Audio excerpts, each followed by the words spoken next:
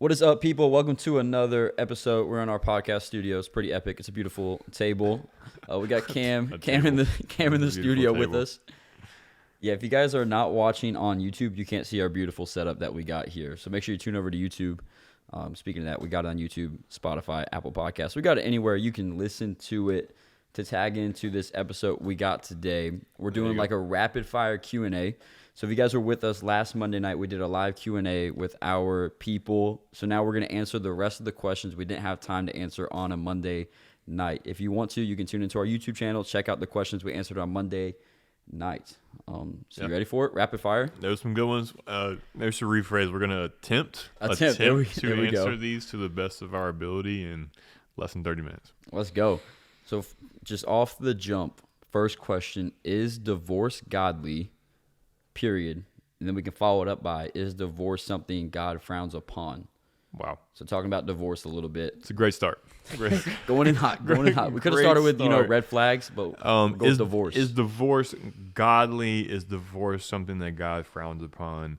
The answer is divorce godly? No, you created marriage, right? Like divorce is a last resort and not even to be even thought of as a resort. Yep.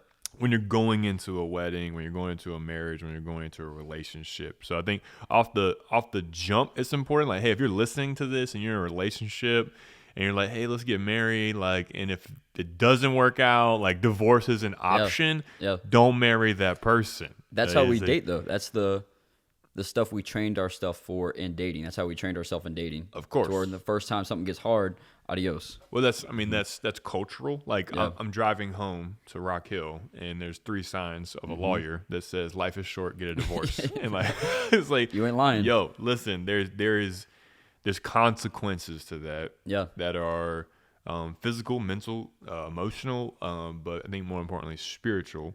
To divorcing and going in with that mindset. So is divorce godly in and of itself? No, because he created marriage. That was what he wanted to happen.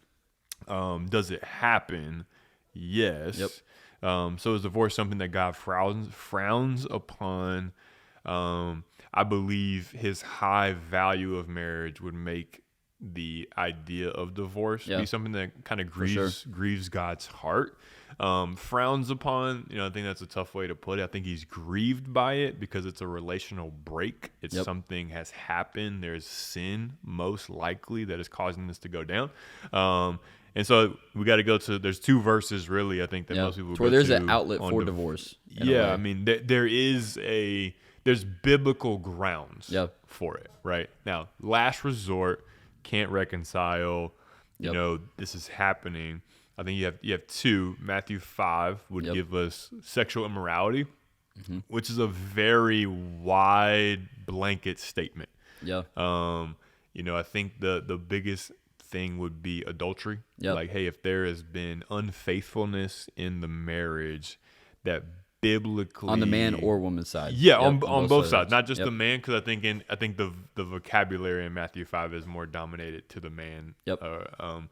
But so is the whole Bible. So there's that. But I think that idea in Matthew 5 around sexual immorality, those a huge net. But I would say if you're more specific and you want more details of like, man, if someone is stepping out and has this continual relationship of adultery, there is grounds, but yet you have to weigh that out with God's call to reconcile. Like, call it out and attempt to work through it as best as you can. Now, the sexual immorality, that's a again, blanket statement because you can throw a bunch of things under there. Like, hey, my husband or my wife is like addicted to porn or something that is not me. And that's taking away from our relationship. It's taking away from our marriage. Like that in and of itself is sexual immorality, right? Sure. Like you're finding this sexual pleasure in something else that's immoral and it's sexual. But that seems to be something that most couples can say, hey, let's work on this, right? Like let's identify the sin and let's deal with it. Let's not separate. The number one filing on divorce is irreconcilable.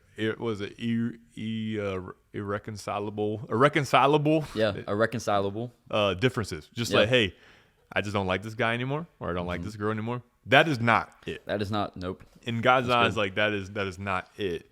So you have sexual immorality, and then you have the Corinthian verses, right? Mm-hmm. You have the Corinthian verses on abandonment. Yep. Man, if he gets up and just leaves and is never coming back, he's abandoned you. Yeah. Right. So there are grounds there. He stops caring, stops doing. And it's on both sides. I think females can do the same thing. They disappear. For sure. You got friends that, hey, their mom has disappeared. Abandonment. Okay, there's grounds. Yep. There's grounds there after a period of time. If you have tried to pursue, you tried to reconcile, you tried to bring this thing back. But God has a high view of marriage. Yeah. It's why he represents himself and the church as the bride, him as the bridegroom. He institutes marriage in the garden with Adam and Eve. Like, it's a big deal. And so divorce is a last resort. We're called to be reconcilers, called to be loved, called to be one, to work through these things. But if it gets to the point where Matthew 5 or 1 Corinthians, what was it, 5? 7? 7. Yep. 1 Corinthians 7 need to be kind of provoked. Yep. There are some grounds to be able to move on and find peace. Yeah, that's good. That's good. Next question. What is sexual addiction without sex or porn? Right, you want that one? I'm not quite sure. Right? Like, just an addiction? I don't know. Yeah. I mean, I would say like, hey, is this an addiction? Like, the question is a little. I'm gonna assume that this question is specifically referring to digital pornography and sex between a man and a woman. So, what is sexual addiction without sex between a man and a woman or digital pornography? I don't know. Like, I believe sexual addiction has got to be a substance that you're abusing, right? Yeah. Like, maybe you're just always thinking about it, and like you're never acting on it, but you're always thinking about it, like you can't get it out of your head. I mean, that could be it. But mostly sexual addiction, or for it to be addiction, it has to begin to, I think, clinically, like, affect work and everyday life and different things like that. So, like, you can't stop having sex or stop watching porn or stop having these thoughts about people in your workplace, and then it begins to affect your life. Like, I think that's the idea of sexual addiction. So that's really high. So without any kind of substance or thing that you're doing, seems very difficult to have. So maybe if you wrote the question and you're like, hey, do I have sexual addiction, but I'm not having sex and I'm not watching porn? Probably not. You might just be a human being that that has these desires. But if you think that it's getting that bad, I would just reference you probably to like Romans 12. Like, hey man, what are you doing to renew your mind? Yeah. Like, it starts there. All the desires, it comes from the heart, goes to the mind. Yep. So what are you doing to fill that time? What are you doing to change the outcomes, like the fruit? Like, what seeds are you sowing in? Like, are you watching things that are bringing a lot of these desires, and you're like, hey, I might be this addict or something like that. And then just check where your heart is. Check what your inputs are. That's good. What is the definition of fasting in Jesus? Love that. So I'm going to refer, I think this is, that sounds kind of weird. The definition of fasting in Jesus, I guess more Christian fasting, like fasting within the Christianity religion. Yeah. So I'll just go off the dictionary definition of fasting is to abstain from all or some kinds of food or drink, especially as a religious observance. So that's just Google's definition of fasting. But now fasting in the form of Christianity. Yeah. What does that look like? Yeah, I think it is that. Like, the idea of fasting began with food. Like, that's what they did in the Old Testament. I think we get like it was. I'm fasting from social media for Jesus, but you're not starving your flesh right. in a way, right? It was the whole idea of like I'm starving my flesh to put it into submission, to be in control of the desires, and to be sustained by Christ Himself. Yep. Right. So they would fast for days, weeks, in order to just be sustained by Christ, right? To get closer to Christ, they would abstain from food, something that we do all the time that feeds our body, in order to feed on something else. For sure. And so the idea of fasting is discipline. I mean, one, it's just a discipline. It's like, man, if I'm not eating, I have to focus. I have to be on something else, and I need Christ to sustain me. But it's giving that up to be filled. It's really getting rid of distraction. Like food is a distraction for us because it can make you sleepy, it can make you whatever, like lethargic and all this stuff. And the idea of fasting is to separate mealtime and to fill that mealtime that you would be eating physical food and begin to enjoy spiritual food. Yeah, now, good. Just fasting for fasting's sake of just like, hey, I'm just doing it and I'm not filling it with the Spirit. I'm not filling it with spiritual food or filling it with the because you can still time with God or focused meditation or prayer. Like I think that's probably missing a little bit of because you can still physically fast by definition from Instagram, from TikTok, from dating, right? Well, people fast for diets, like the time fast or what I forget what they call it, like the intermediate fasting. Like that's a health thing, and like. There's a part of it that is healthy, but I believe that when you're fasting for Jesus, like this question is asking, like, and I think that's what they were trying to point to, is that it's a spiritual thing. Yeah. Is that we're abstaining from these things to seek the Lord, to hear from the Lord. We're decreasing the distractions in our life, decreasing the noises in our life, so that God's voice and his presence can be turned up. That's good. And I love Matthew 7, right? He's teaching us to pray and to fast. He tells us how to do it.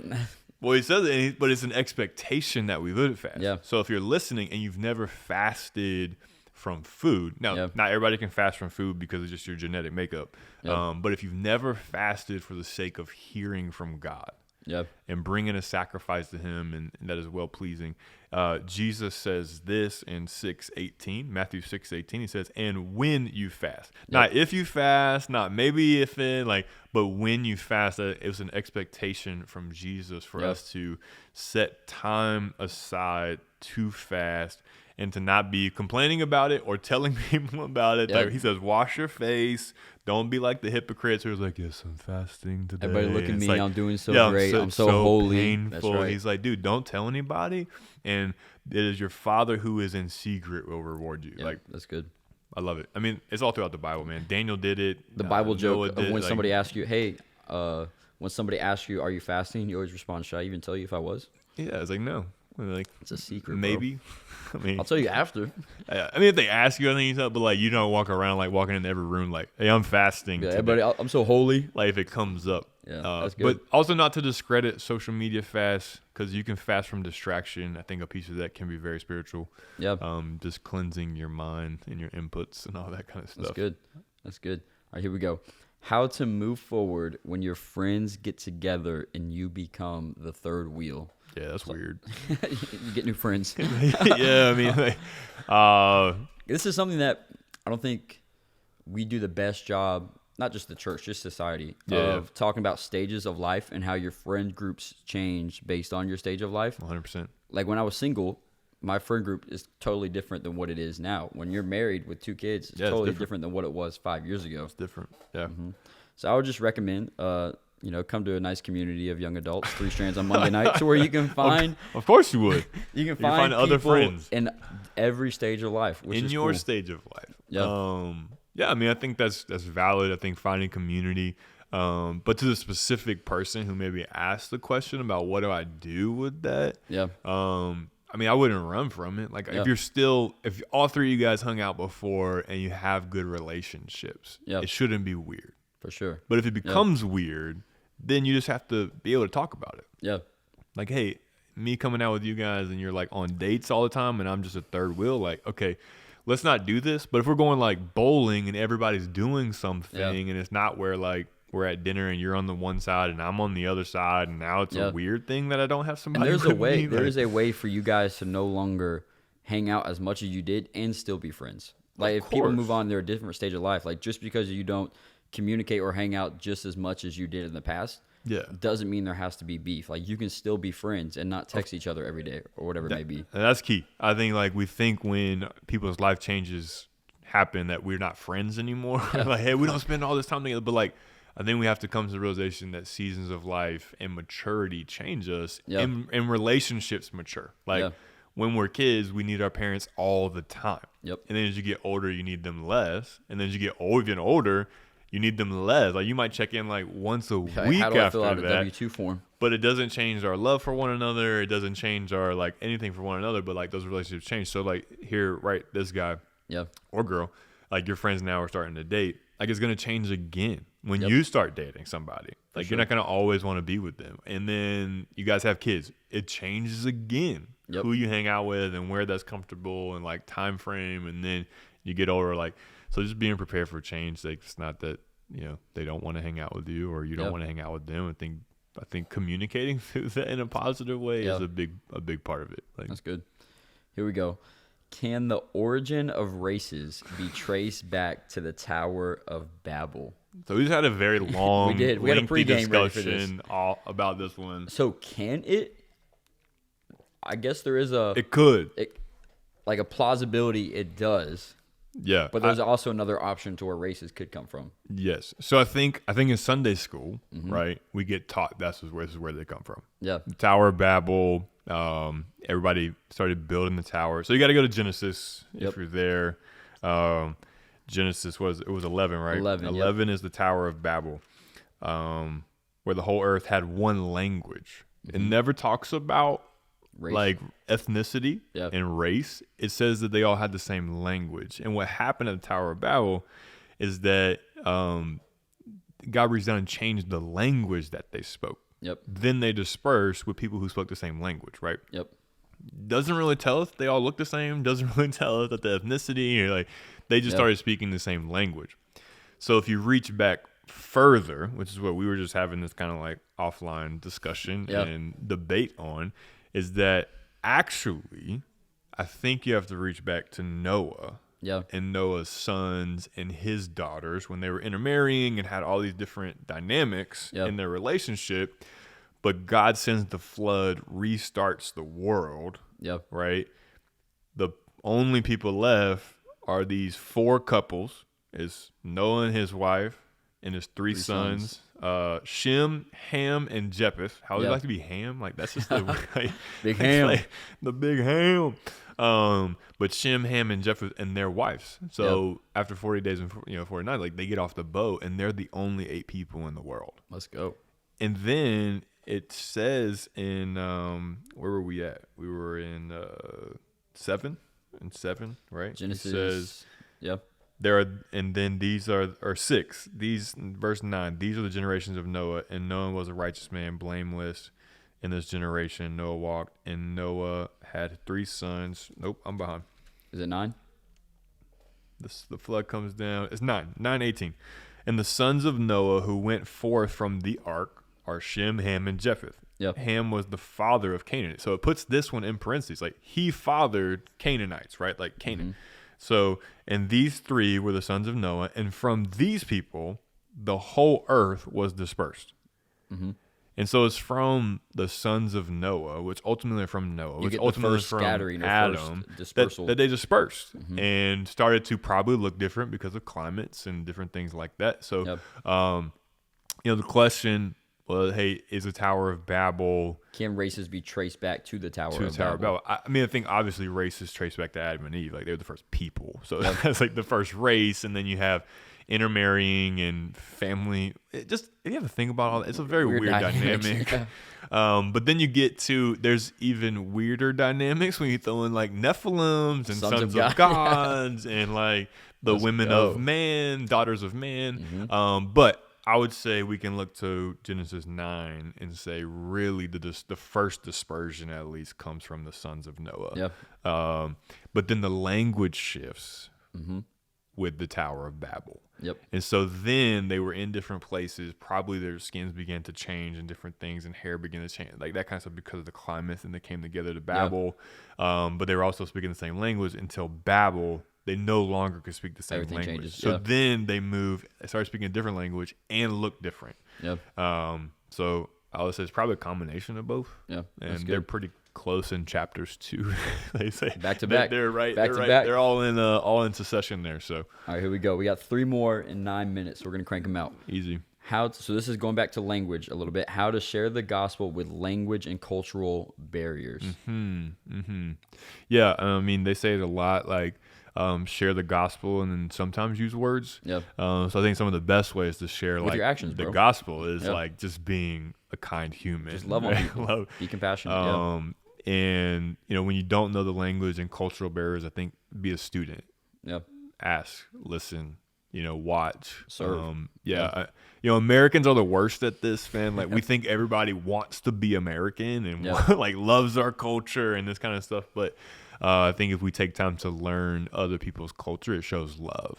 And it shows peace, and it shows trace back to when we were in like, Guatemala mission trips. Yeah, we still don't speak the best Spanish, but just the actions of loving on the kids, playing soccer, walking into people's houses, just through actions of love. Of course, and learn some words that matter. Yeah, like Jesus is a universal; it's a name, so it translates to every language. Yeah. But if you learn like Dios bendiga, right? It's like, hey, God bless you, and bro, you just say that. Like, you're trying. Like, you're trying to attempt, but our actions, I think, always speak louder than our words. And everything I've seen when going back to Guatemala, when we've tried to learn Spanish, they've appreciated it, and it's not a humiliating aspect of butchering it, but they appreciated the aspect of us learning their native language. Of course. I mean, that's just a way of love, right? Like, it's coming into their world, coming into their context.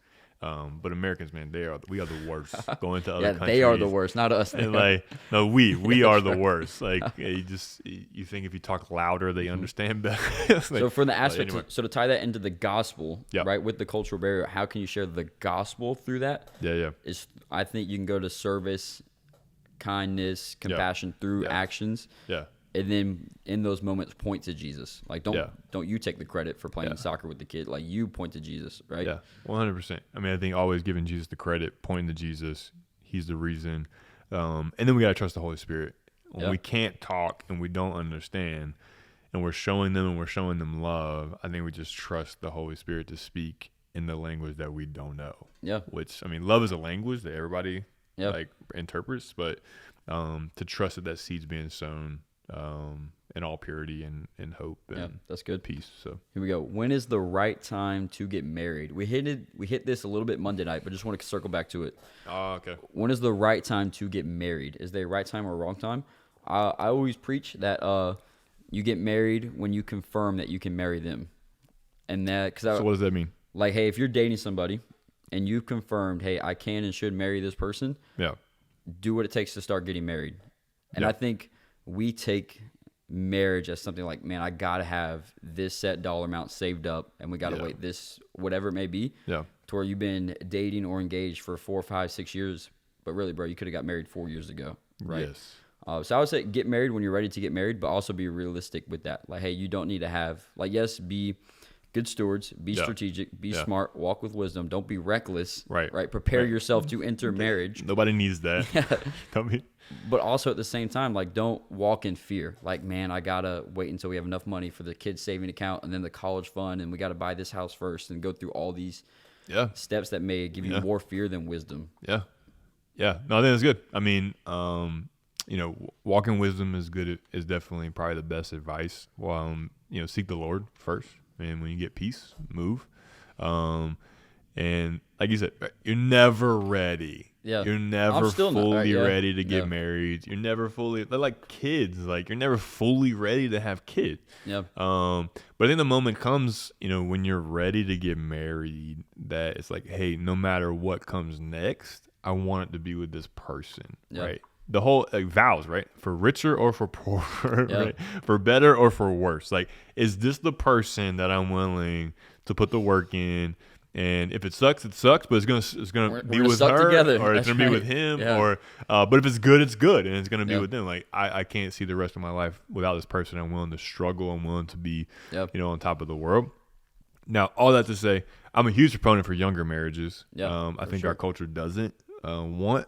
And it's kind of like, oh, you're too young to know, and like you think you're missing out on somebody else, and like, man, I just trust God with that. Like, man, there's so many good things that can come from being married younger, having longer marriages, going through that stuff early, when you don't have as much stuff on you, and you get older and all that kind of stuff. And it only gets harder to find somebody when you get older.